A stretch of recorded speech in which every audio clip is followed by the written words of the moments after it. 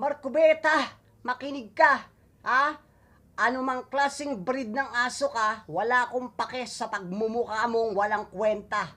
Makinig ka, napakayabang mo, napakaangas mo, bida-bida ka, ha? Nilalait mo pa itong dalawang senador na si Risa at si Tulfo na walang legal background, hinayupak ka. Hindi mo ba alam na si Senator Risa ay tahiran na dyan sa pagiging senadora niya? Kahit ikaw ay abogado man, wala akong pakialam dahil wala kang kwenta. Daig ka pa ng mga walang legal background sa pagiging abogado dahil ang pagiging abogado mo ginagamit mo hindi para sa tao kundi para sa pangsariling interest mo. Robin Padilla, makinig ka.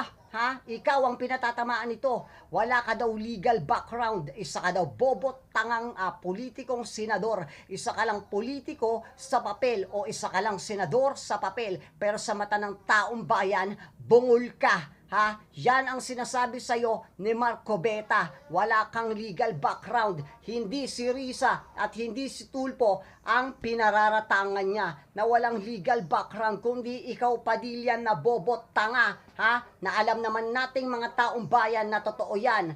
Wala kang ginawa, wala kang alam, wala kang ginawang batas na makakatulong sa bayan, kundi nagpo-post ka sa mga social media platforms mo ng mga katangahang opinion mo, hinayupak ka. Uulitin ko, Marcoleta, wala kang kwenta,